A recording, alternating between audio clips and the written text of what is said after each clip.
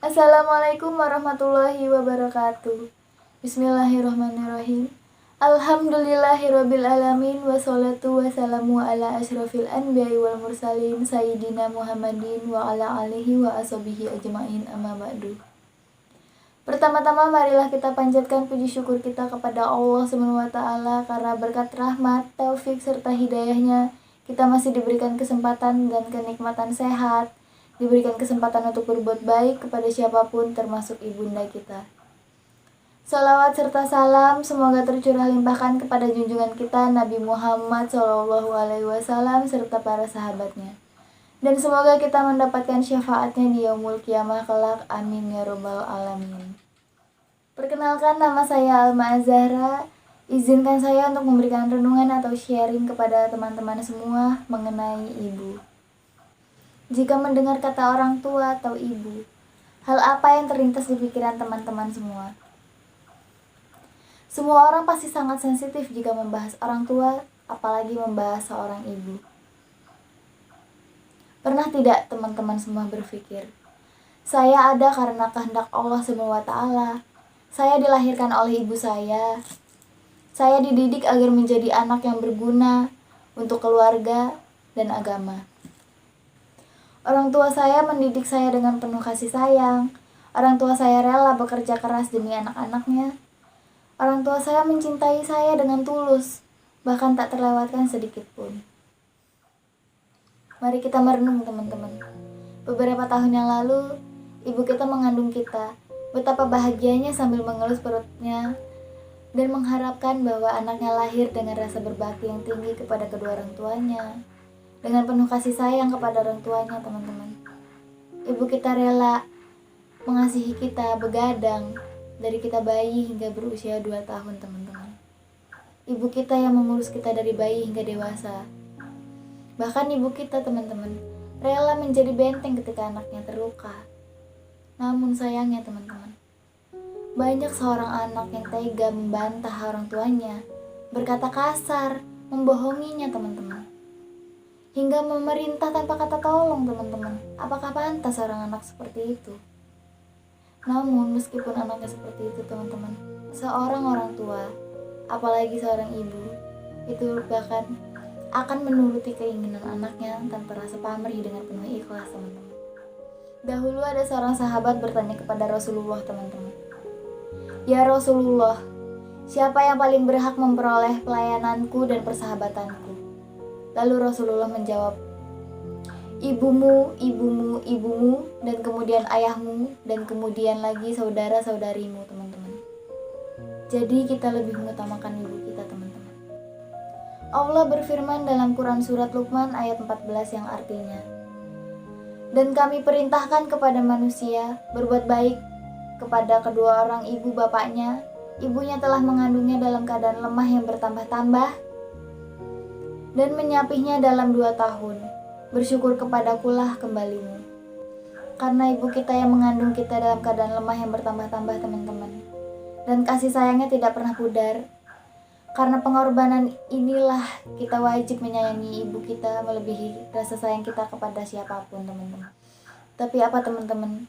Apakah kita saat ini melihat beliau dengan penderitaannya?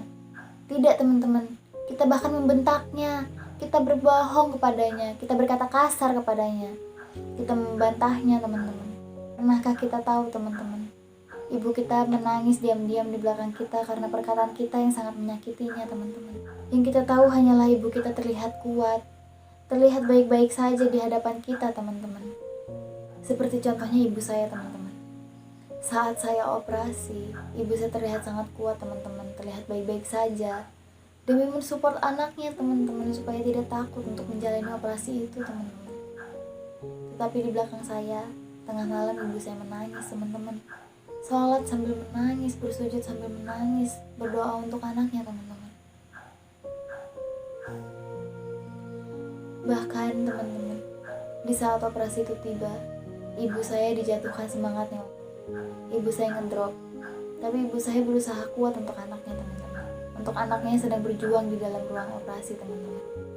Tiba gilirannya, teman-teman. Seluruh pasien cuma sebentar di dalam ruang pemulihan, tapi saya lama, teman-teman. Saya sempat kritis. Begitu saya sadar teman-teman, yang saya lihat pertama adalah ibu saya teman-teman. Ketika ibu saya melihat saya sadar, ibu saya langsung menangis sejadi-jadinya teman-teman, sambil memeluk dan menciumi saya teman-teman. Itulah pengorbanan seorang ibu teman-teman. Coba teman-teman renungkan. Mungkin saat ini yang ibunya masih ada, yang ibunya masih sehat, baikkah kita membantahnya teman-teman? Baikkah kita membohonginya? Baikkah kita berkata kasar kepadanya teman-teman? Coba saat ibu teman-teman tertidur, teman-teman perhatikan secara diam-diam. Apakah ia masih bernafas teman-teman? Jika dadanya masih bergerak, itu artinya masih bernafas teman-teman. Lihatlah teman-teman wajahnya yang mulai berkerut kulitnya teman-teman. Masihkah teman-teman belum sadar akan kesalahan yang teman-teman berikan kepada orang tua, termasuk ibu teman-teman? Ingatlah teman-teman, tidak ada yang menjamin ibu kita mendampingi kita saat wisuda. Tidak ada yang menjamin ibu kita mendampingi kita saat kita menikah teman-teman, saat kita melahirkan, saat kita mempunyai rumah tangga teman-teman. Tidak ada yang menjamin semua itu teman-teman. Mungkin yang saat ini masih bisa menemui ibunya, masih punya waktu kesempatan teman-teman untuk memperbaiki semuanya, termasuk saya teman-teman. Tetapi renungkanlah teman-teman, ketika kita menemui ibu kita dengan keadaan tidak bernafas teman-teman, dengan keadaan yang terbujur kaku teman-teman, kita tidak bisa lagi mendengarkan ocehannya, marahnya, cerewetnya teman-teman, perintahnya, larangannya teman-teman. Yang kita bisa lihat hanyalah nanti sebuah jasad yang terbaring teman-teman. Kita tidak bisa lagi merasakan kasih sayangnya, kita tidak bisa lagi memeluknya, dipeluknya teman-teman. Yang kita lihat hanyalah sebuah nisan teman-teman. Sebelum itu tiba teman-teman, ayolah kita perbaiki teman-teman, sebelum kita benar-benar menyesal teman-teman. Sangat sakit jika sudah kehilangan teman-teman. Apakah kita siap untuk kehilangan teman-teman? Tidak, semua orang tidak akan siap teman-teman. Oleh karena itu teman-teman, saya minta setelah teman-teman melihat video ini, teman-teman samperin ibu teman-teman, teman-teman telepon yang jauh dari ibunya, sebutkanlah kata maaf teman-teman, ucapkanlah kata terima kasih teman-teman, berikanlah gift walaupun itu sederhana, tapi itu pasti akan membuatnya sangat bahagia teman-teman. Buat yang ibunya sudah tiada, ayolah perbaiki dirimu menjadi pribadi yang lebih baik lagi.